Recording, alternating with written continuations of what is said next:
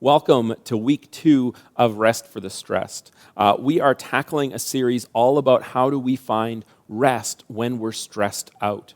And last week we began this series by talking about how we often need to turn down the background noise. We need to turn down the background noise that is constantly trying to vie for our attention, and instead choose to amplify the voices that matter. Choose to amplify God's voice. Choose to focus on what is most critical and what is most important in our lives. And if we do that, we can actually start to learn how to rest in the middle of being stressed. And so today we're continuing that by talking about how do we find rest that recharges us. Because rest that actually recharges us will not happen on its own when we need it the most. In fact, when we are stressed, the times when we need rest the most is actually when it's the most difficult to rest. It's the most difficult to pause and take a step back and actually take care of ourselves. And so today we're going to explore this by looking at a story from the Gospels. It's found in 3 of the 4 Gospels. It's found in Matthew, Mark, and Luke, which are known as the Synoptic Gospels. They follow a very similar structure and timeline. And then the 4th Gospel in our New Testament, John, he chooses to actually mix up the timeline a little bit, and he groups things together thematically, and he focuses on stories and experiences that Jesus had that the first 3 Gospels didn't cover. And so even though this is found in 3 Gospels, we're going to focus on Luke's telling of it today. And so we're going to pick up the story by going to Luke 8, verse 22. It says, "One day Jesus said to his disciples, 'Let's cross to the other side of the lake.' So they got in a boat and they started out."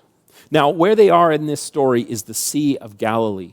And they have just been spending a couple days there where Jesus has been teaching, he's been healing people, he's been performing miracles, and great crowds of people have come to explore and to see and ask questions about who is this Jesus of Nazareth that we've been hearing about so much. And so after they've been there for a while, Jesus says to his disciples, "Let's go to the other side of the lake. There's people there that we want to talk to." And so they start to sail across. And verse 23 tells us this: "As they sailed across, Jesus settled down for a nap. But soon a fierce storm came down upon the lake. The boat was filling with water, and they were in real danger." Now, we need to know something about the geography of the Sea of Galilee to understand that just what kind of storm this is. The Sea of Galilee is actually located below sea level, and it's inland from the Mediterranean Sea a little ways, but between them is a mountain range. And surrounding the Sea of Galilee on all sides is tall hills. And so when the wind comes off the Mediterranean Sea, over the mountains and down into the valley where the Sea of Galilee is, that causes some pretty severe and unique weather systems. And so a storm on the Sea of Galilee can really come up without any warning. And it is a treacherous sea to be on. And remember, some of Jesus' disciples are fishermen. They had spent much of their lives on boats. They had handled storms before. They know what they're doing. But they understand that the boat is filling with water and they are in real danger. Now, one person on the boat doesn't feel the same way. In fact, in the middle of this terrifying storm, Jesus is sleeping. He's having a rest while the disciples are battling the storm. Now, I remember one time when I read this story, probably as a teenager, early teens, I was reading through the Gospels and I read this and I was thinking, wait a second, why does Jesus need to sleep? I mean, isn't he God? Like, why is he resting? And I mean, why haven't they woken him up yet? I remember pausing on this and saying, like, why is Jesus just sleeping? And something that I know now that I didn't know then is that when Jesus came into the world, he chose to do something very unique, something that only he could do. And Paul writes about this in his letter to the Philippian church. And so we're going to jump ahead to the letter of Philippians, chapter 2, verse 6. Paul writes this. He says, though Jesus was God, he did not think of equality with God as something to cling to. What that means is Jesus knew that if he came into the world full of his divine power and privileges, it would be very difficult for us as humans, us as people, to feel like we could connect and relate to him. And so Jesus gave this up. In fact, Paul writes on the next verse, he said, he gave up his divine privileges. He took the humble position of a slave, meaning he was born under the law of their Torah law, their covenant, and he was born as a human being. What that means is Jesus gave up his divine privileges. Now, he still was fully divine and fully human at once. But what that means is that whenever Jesus performed a miracle, whenever Jesus did something miraculous and knew things that he couldn't possibly have known from any other way, that was the work of the Holy Spirit active in Jesus' life. The very same Spirit that Jesus promised and sent and gave to us, his followers, beginning at the day of Pentecost. Now, that's a little bit of an aside, but the point I'm making here is that Jesus gave up those divine privileges. That means that Jesus, when he was here on earth, needed to rest, eat, and sleep just like we do. And you can imagine after spending several days of teaching and healing people and having these great, massive crowds of people pressing in, trying to see you, trying to meet you, Jesus was tired. Tired enough that he could sleep in the middle of the storm. But I still kind of wonder about this, because even though Jesus regularly took time away from his ministry, he took time away to rest, and I'm sure he was very tired and needed that rest. But this isn't just any place to lie down for a sleep.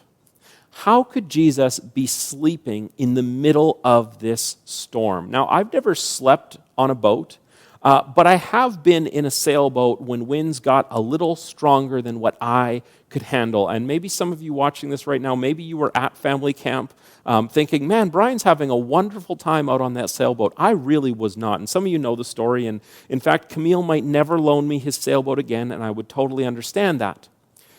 But even though I haven't slept on a boat, I have fallen asleep on a plane. And I know that the moment that plane hit the turbulence, I woke up immediately. I did not stay sleeping when that plane started bouncing around when it hit some turbulent air. But Jesus, no matter how tired he was, is completely asleep even as the boat is filling with water. Waves are probably crashing over. He's probably getting splashed with water from the waves. But Jesus is still sleeping. In fact, we pick up this story in verse 24, the next verse. It says this, the disciples went and woke him up shouting, Master, Master, we're going to drown. They had to wake up Jesus. I mean, that is some kind of tired he must have been. But Jesus wakes up and he rebukes the wind and the raging waves, and suddenly the storm stopped and all was calm. And sometimes we look at this and we say, wow, isn't that amazing that Jesus had the power to control even the weather when it affected them? And yes, that is something miraculous, and it shows that Jesus really is the Son of God, that the Spirit was working through him because of that unique relationship that he has with the Father and Son as the Trinity. But I want to focus on this next verse, because Jesus says to the disciples, he asks them a question. He says, where is your faith? Now, 2 series ago, we did a series called The Truth is Out There, and one of those weeks of that series was about faith. And we talked about defining what faith is, and we talked about how the best definition of faith is to say that faith is informed trust. That means that faith is not just believing and hoping for a good outcome. Faith is, in fact, knowing what we can trust because of how we've been informed. Knowing what we've seen God do in the past means that we can have trust, an informed trust in what God will do in the future. That's what faith is, understanding what God will do because of what God has done. And if we think about these disciples, these guys that have been with Jesus for quite some time now, they have witnessed all of Jesus' miracles. But somehow they forgot that Jesus could be the one who could save them from the storm. When they woke him up, it wasn't, hey, do something. It was, we're going to drown. I mean, why not just let the guy go in his sleep if that was the case? No. But here's the deal. Jesus knew that this was not going to be the end of his ministry. He knew that a storm wasn't going to take them out. And so he looks to his disciples and he says to them, where's your faith? You've seen what I've done before. Why won't you trust in what I am still yet to do? Now, the reason why the disciples couldn't do that, the reason why the disciples have pretty much forgotten who Jesus is because stress can cause us to have tunnel vision and forget the bigger picture. The disciples are so stressed and terrified in the moment in this storm that they can only see the storm. They can't see anything beyond it. And that might feel like how some of us, might be similar to how some of us feel right now, that we can only see the stress of what we're going through right now, and we cannot see the bigger picture or the future beyond this pandemic. So what do we do? What do we do to break that tunnel vision? How can we break our razor focus on the problem in front of us that is just drawing us in and making us more and more stressed and anxious? How do we break that? And to break that, to find rest, to start getting towards rest that recharges, we have to start with giving ourselves permission to rest. We actually need to give ourselves permission to step back from what's stressing us and to say, no, I need to do something to rest, to take care of myself right now. I need to find rest that recharges me. Because oftentimes, and I've been guilty of saying this in the past, and maybe this is something you've said as well, but sometimes we want to say, I'll rest when the work is done. But that means we're never going to rest because the work will never be done. There's always another challenge, there's always another problem, there's always the next thing in front of us that is still facing us that we have to tackle. And so saying I'll rest when the work is done is not sufficient. But we can follow Jesus' example. We can find rest even in the middle of difficult situations. Because if Jesus can give himself permission to rest in the middle of a storm, so can you. So can I. We can choose to actually pause and stop and rest and find that rest that recharges us.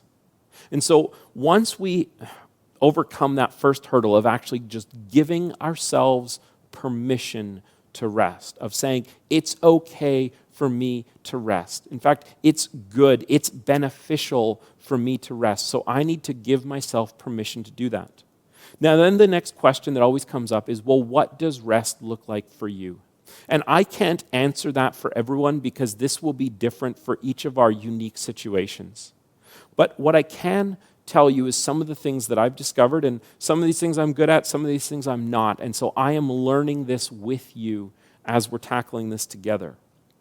But something that I've learned and something that I've talked about in previous series a long time ago here is that active rest is better than passive rest. And what I mean by that is rest that recharges will often still involve us doing something, but it means we're doing something different. And so one example of that is that active rest means like taking time to actually focus on our spiritual well-being, taking time to read scripture, to listen to worship music, to pray, to spend time journaling. All those things are things that can feed our spiritual selves, but they're active. They require us to do something. In the same way, it's healthy to do things that feed our minds as well, to read, to learn a new skill. Maybe you have a hobby that's something challenging and rewarding.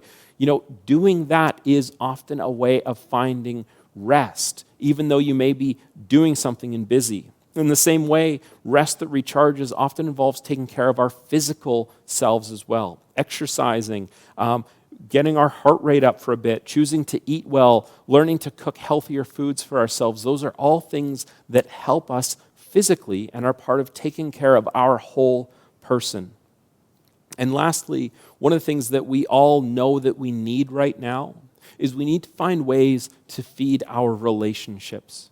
And yes, right now we can't get together in person, but we can still get together in many other ways. You can spend time calling someone, texting them, have a video chat, have a group video call with a group of people, and just share what's going on. Do something funny, play a silly online board game together. Do something to help foster those relationships.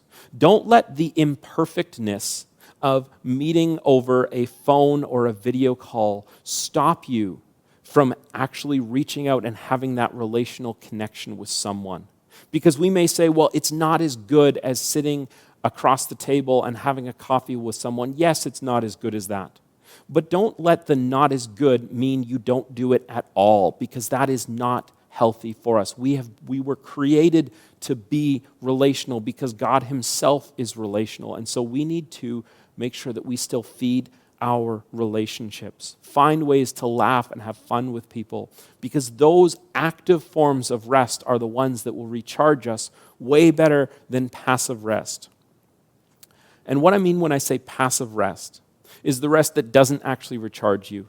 Choosing to be mindless for a long period of time. Maybe for me, this would be an example of if I spend part of a day, not that really happens that often anymore with kids around, but if I spend a big chunk of a day just on a massive Netflix binge or a movie marathon, I feel more tired and weary after that than I did before.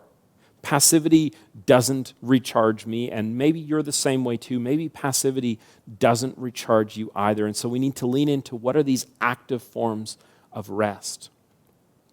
But I want to leave us with one last little teaching of Jesus from the Gospel of Matthew. And Jesus said this to a group of people that he was teaching, that were following him, to his disciples that were there. He says to them this, and he gives this as a promise. He says, "Come to me, all of you who are weary and carry heavy burdens, and I will give you rest." Doesn't that sound like us right now? Doesn't that sound like us, that we are all weary and carrying heavy burdens? Don't we all need that rest that Jesus is offering? Jesus goes on, and he says, "Take my yoke upon you. Let me teach you, because I am humble and gentle at heart, and you will find rest for your souls." Isn't that the kind of rest we want right now? Rest for our souls. Rest for all of who we are. See, if we want to find that rest, we have to give ourselves permission to find it. Our stress will tell us you can't afford to rest, and we need to shut down that voice. That's one of the background voices we need to ignore and push to the side. And we need to choose to focus on that voice of Jesus that says, "Come to me, all of you who are weary, and I will give you rest." So I hope today that you will give yourself permission to rest, that you'll lean into one of those active resting examples to care for yourself spiritually, physically, mentally, relationally, to choose to lean into those things, because that's where we'll find the rest that recharges us. Now, next week, we are going to wrap up this series by talking about burnout. Burnout's what happens when we stay in stress too long and when we go past stressed. And so we're going to talk about how do we make our lives burnout proof? How do we put the barriers and the practices and the things that we need to have that will prevent us from hitting burnout? So that's going to be next week. I hope, folks, you have a great Sunday. I hope you find rest today. I hope you connect with someone and laugh together and have fun together. And I hope that you are able to find rest no matter how stressed you are. See you online next Sunday.